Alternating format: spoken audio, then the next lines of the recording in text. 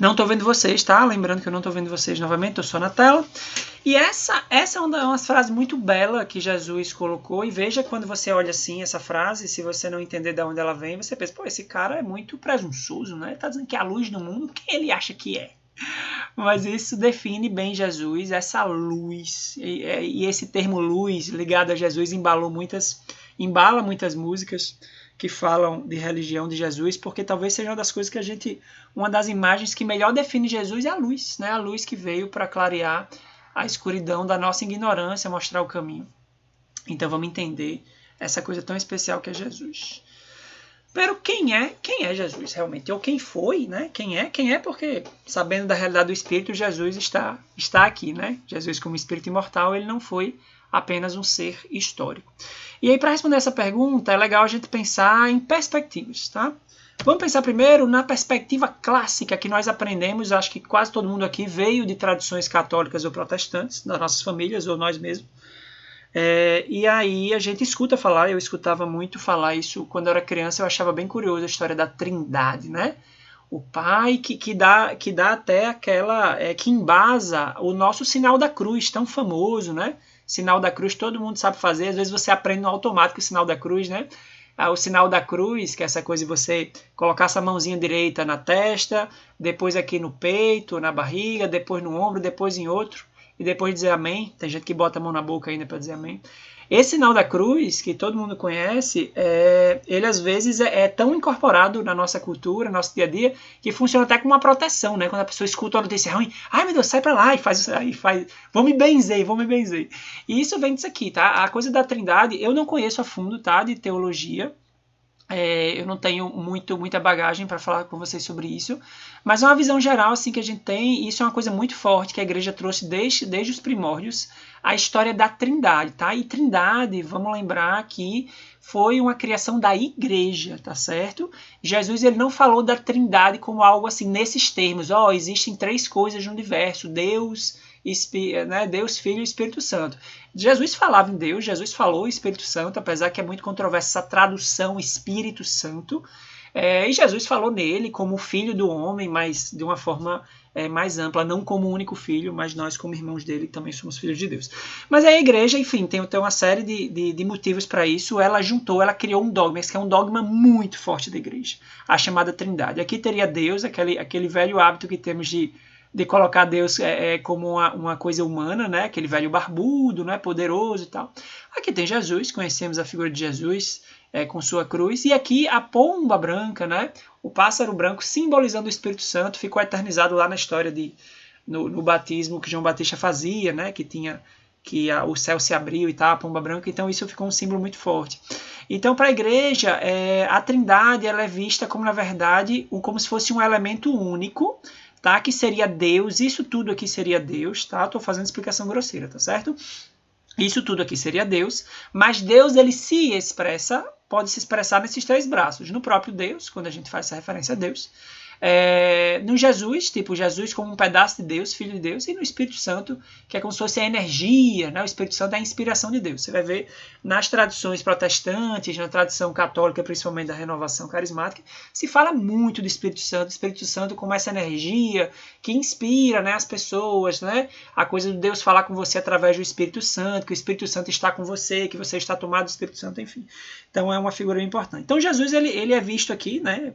Tentando responder essa pergunta, a gente tem essa visão dogmática que começou com a Igreja Católica, de que Jesus seria, na verdade, a parte da Trindade, tá?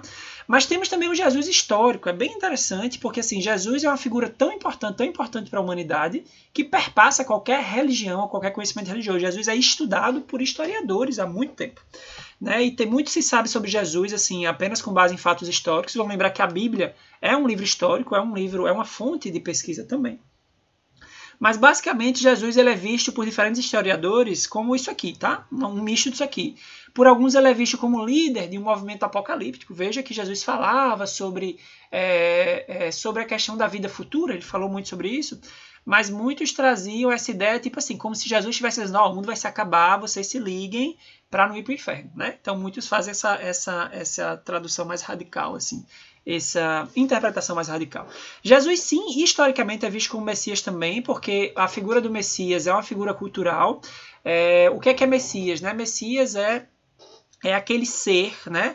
Aquele grande profeta, o profeta dos profetas, que deveria chegar para salvar a humanidade, né? E para deixar uma grande mensagem, salvar a humanidade. Então se fala de Messias todo o Antigo Testamento, que foram os textos escritos antes do nascimento de Jesus, muito antes, inclusive. Já se fala muito de Messias. Então os judeus, o livro base dos judeus é o Antigo Testamento. Então os judeus esperavam muito pelo Messias, porque era algo assim, era a profecia da profecia que o Messias ia vir, né? Então o Messias também pode ser um elemento histórico, curandeiro carismático, porque de fato ele tem muitos relatos de cura, e ele era muito carismático, né? Sábio filósofo, porque de fato Jesus ele tinha umas tiradas, os ensinamentos são assim, são atemporais, é uma coisa impressionante. Quando você vai analisar, tentando até isolar os elementos religiosos, né? Fazer uma análise mais fria, e você vê a sabedoria do que Jesus falava naquela época, né?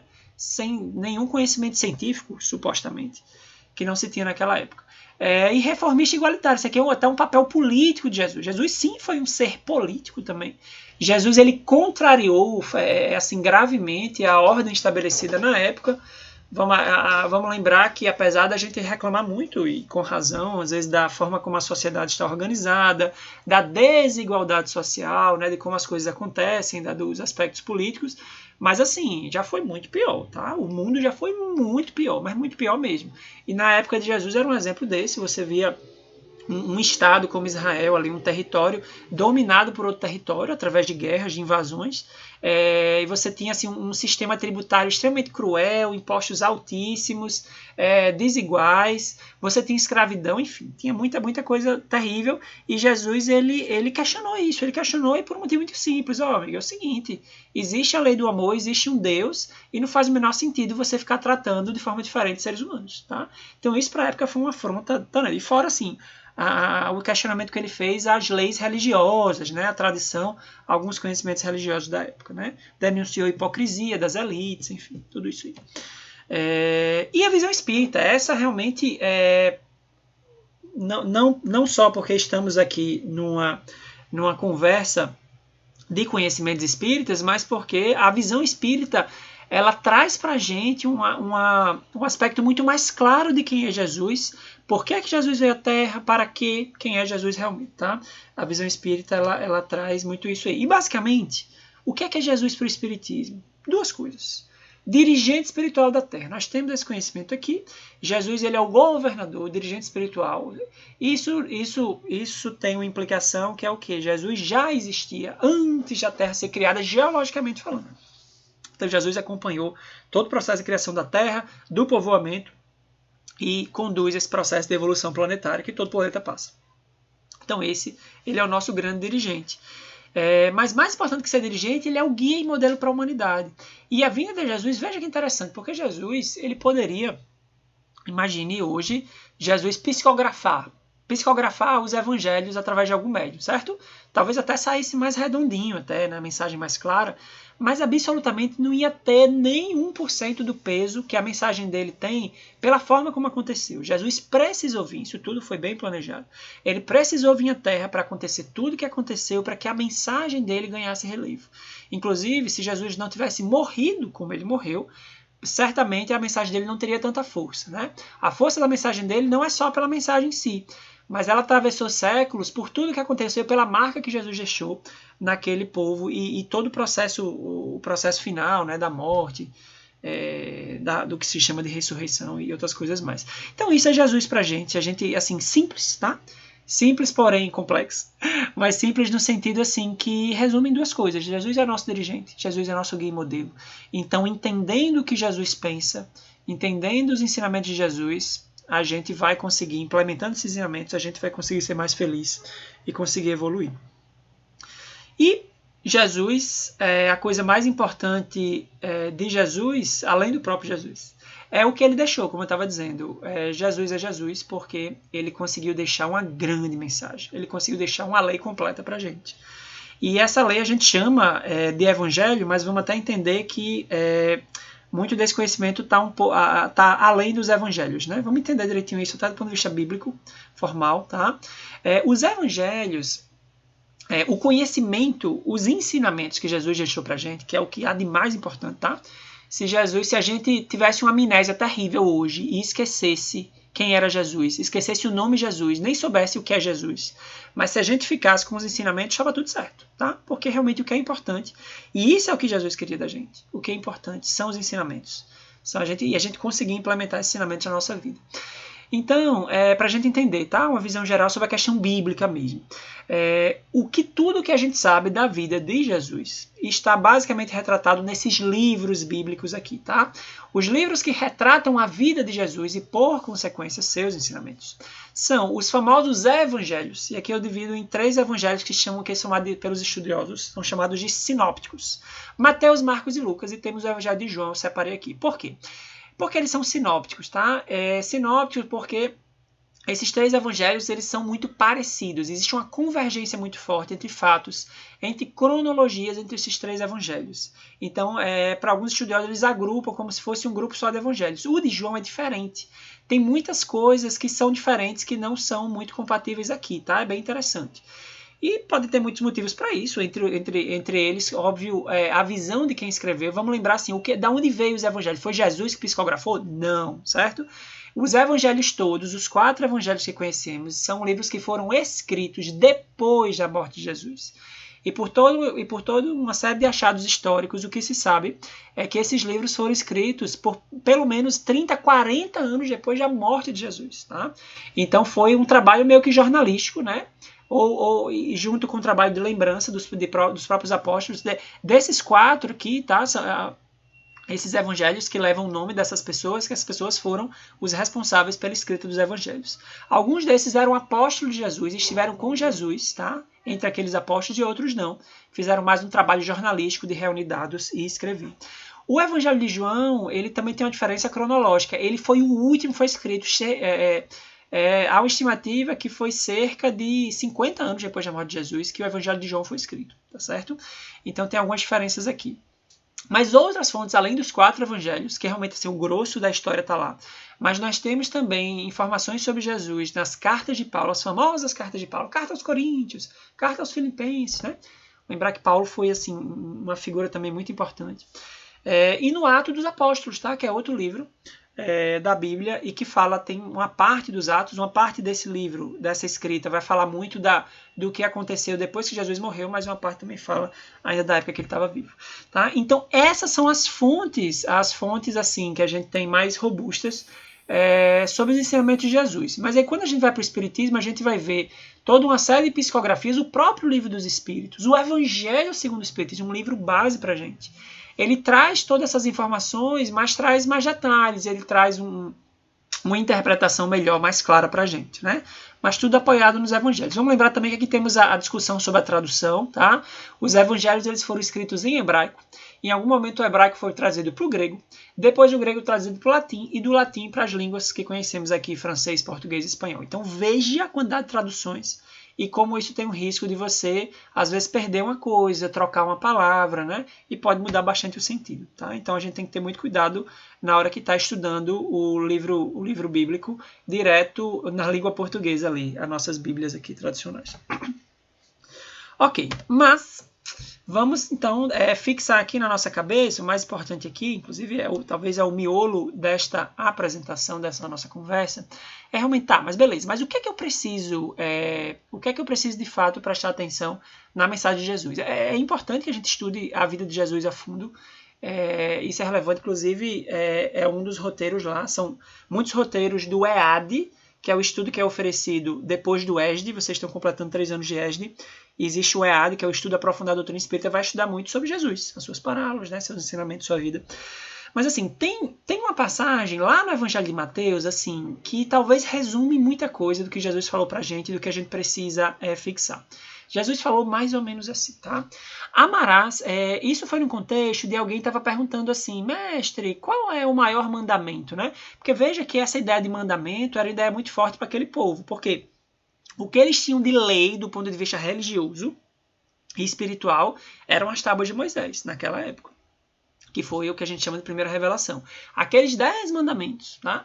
Não matarás, não cobiçarás a mulher do próximo, blá, blá, blá, aqueles 10 mandamentos é o que se tinha de mandamentos, né? Assim, era a lei, digamos, de Deus para aquele povo, né? E aí perguntaram a Jesus assim, algo assim, qual é? Mas assim, a gente tem esses mandamentos, mas qual é o maior? Qual é o mais importante? Aí Jesus respondeu assim: amarás ao Senhor teu Deus de todo o coração, de toda a alma e de todo o entendimento.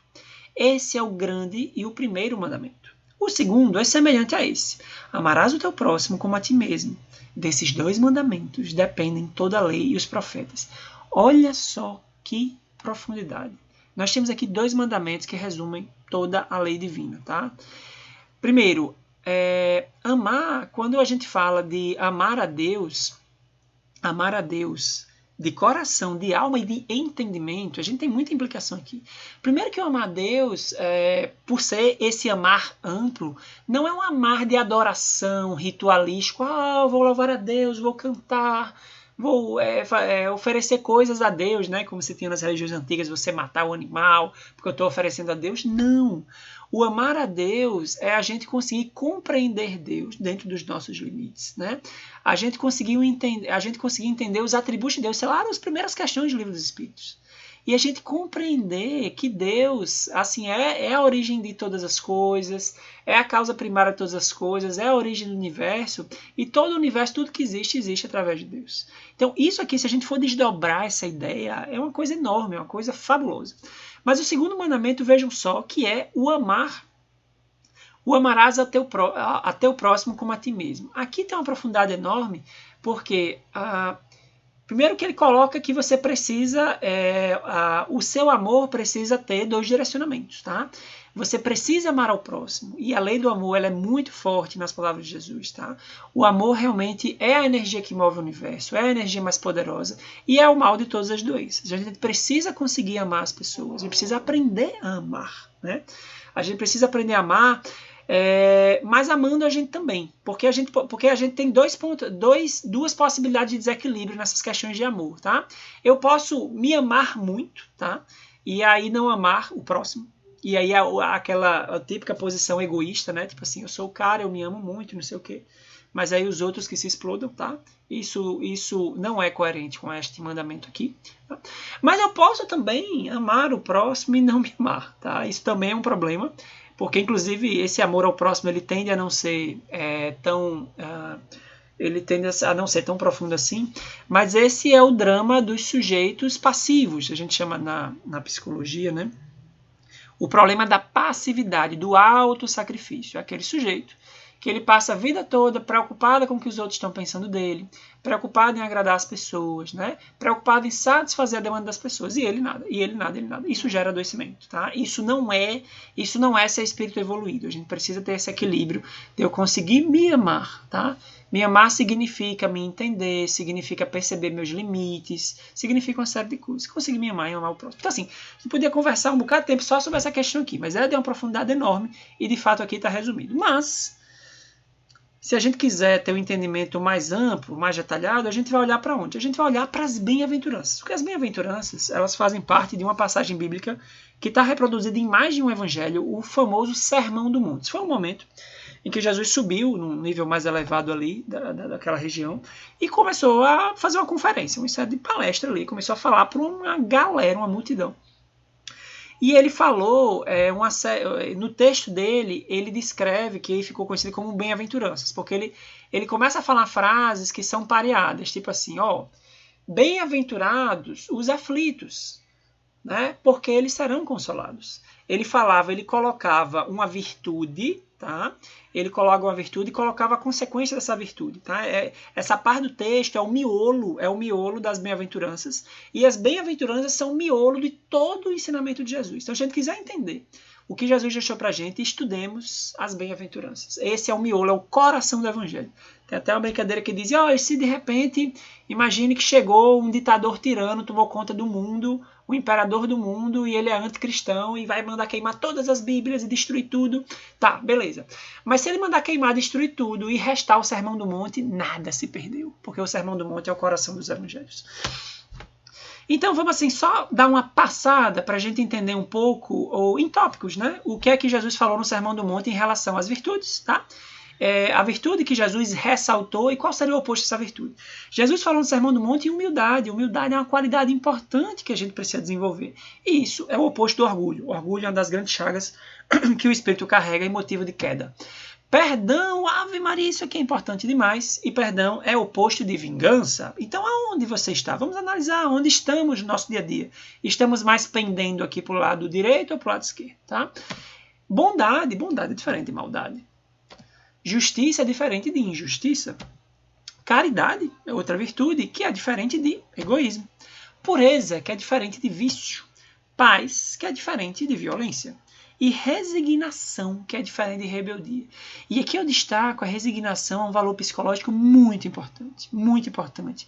E não confundir resignação com aceitação passiva ou conformismo. Resignação significa: eu estou passando por um problema, eu estou sofrendo, mas eu não vou me revoltar. Eu vou tentar entender aquele problema e eu vou tentar buscar soluções, estratégias para lidar com aquele problema. Essa é a postura madura que a gente precisa caminhar para isso. E é incrível como a gente vê por trás de muitos adoecimentos mentais a dificuldade com essa coisa da resignação. Por trás de muitos adoecimentos mentais, a rebeldia, a revolta e a raiva.